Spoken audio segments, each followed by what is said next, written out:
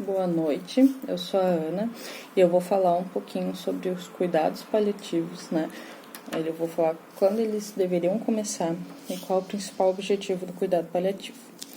Bom, o cuidado paliativo ele tem início quando a forma terapêutica ela já não é mais tão eficaz ou ela não existe.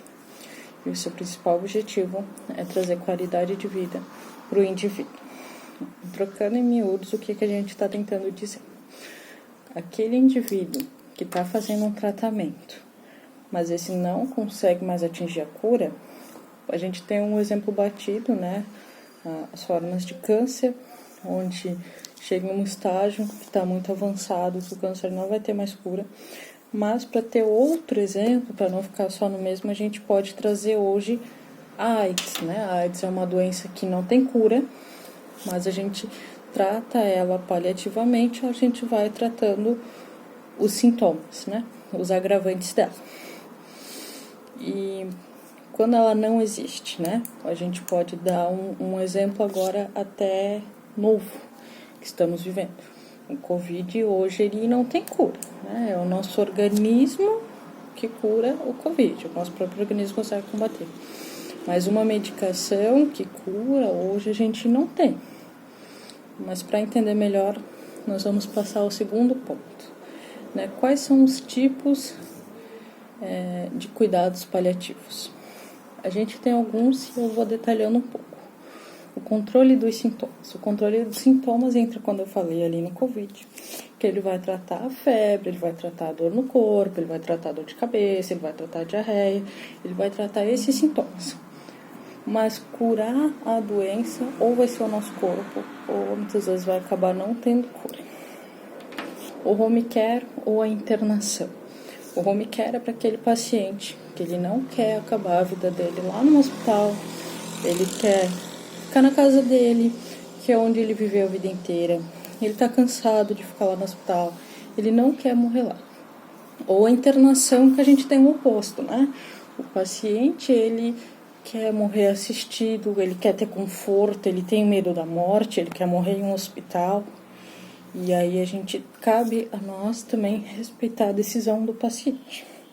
Os cuidados espirituais, aqui entra a fé, né? Cada um vai ter os seus rituais. A gente tem, por exemplo, a bênção dos enfermos, uma oração, um grupo de oração. Isso vai cada um a sua crença, a sua religiosidade. As reuniões familiares, o que quer dizer isso? Às vezes a família é muito corrida, tem vários filhos, todos trabalham, nunca mais conseguiram reunir os parentes todos na mesa para tomar um café da manhã. E aí essa pessoa pede uma reunião familiar, reunir todos novamente para tomar um café, para jantar, claro, se for possível, né, gente? Ou reunir para ter uma comemoração.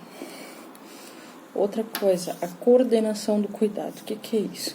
Ela cai bem assim, ó, na equipe multidisciplinar, né? É a gente ter junto o enfermeiro, o médico, o nutricionista, se for o caso, o fisioterapeuta, o psicólogo, que vai ser muito importante. Enfim, todas essas linhas de cuidado da saúde juntos para conseguir dar um cuidado mais humano. E por último, ele vai se encerrar lá no luto, né? O luto, quando ele é feito de forma linear, ele pode demorar até 1 ano. Mas o luto pode acontecer dele se estender muito mais se aconteceu algum momento no processo, alguma falha. Então, já que entramos no luto, esse luto a gente deixa de ver o paciente e agora é o momento que a gente começa a olhar para o cuidador, né? A pessoa que muitas vezes fica invisível no nosso cuidado. O cuidador muitas vezes é um familiar, nem sempre é um profissional. E aí a gente esquece de olhar para o cuidador porque a gente está ali muito atento ao paciente. E o luto muitas vezes é a pior parte do cuidador, né? Pior que ele ficar todo esse tempo cuidando é o momento em que ele tem que se despedir. Então vamos lá. O luto ele tem 5 fases, 5 etapas. E todas elas têm que ser passadas, tá? Se falhou alguma, não vai se completar. A gente começa pela negação. O ente querido, ele se nega a aceitar a morte do indivíduo. Ele não aceita. Para ele isso é uma mentira. não pode ter morrido. E geralmente esse processo da negação é muito rápido, tá? Muitas vezes quase não se vê, porque é muito rápido, e ele já pula para o segundo processo, que vem a raiva, que é o mais comum, que a gente vai ver mais, que vai ser o pior para nós. No processo da raiva, a pessoa que está passando por esse processo de luto, ela começa a procurar um culpado por aquela morte.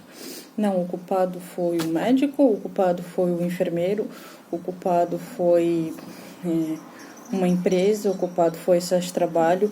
Quando é acidente, o culpado foi o outro. Ela busca um culpado, mas na raiva, no não aceitar, ela busca uma raiva.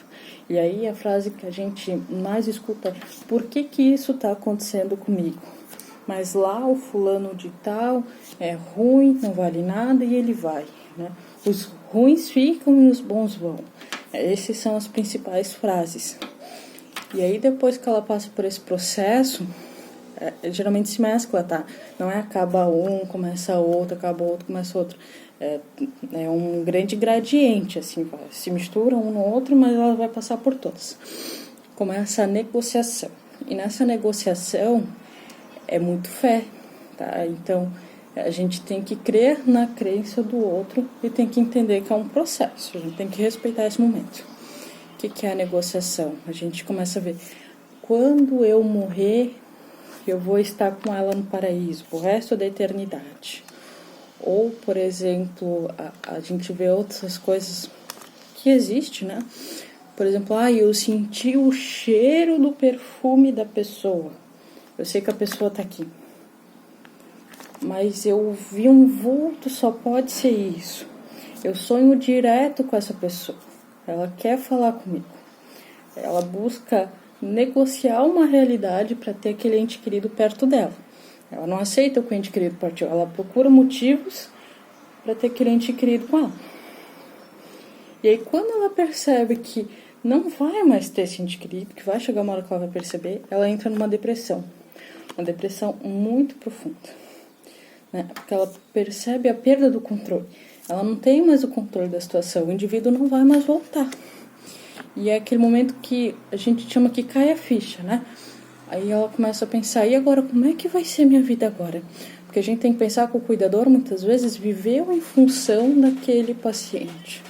E como é que vai ser a vida dele agora que o paciente não existe mais? O paciente, para nós, né? Para eles vai ser um ente querido. Por exemplo, uma mãe que cuidou de um filho desde criança numa cama e de repente o filho não existe mais.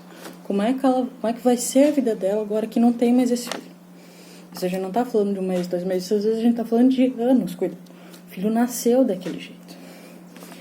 E depois que a gente passa por esse período da depressão, vem o período da aceitação. Que aí é um momento que o familiar, ele já age com mais serenidade, ele entende que a morte foi um processo melhor, que é um processo normal. Geralmente eles começam a dizer, mas agora ele está em um lugar melhor, agora ele finalmente descansou.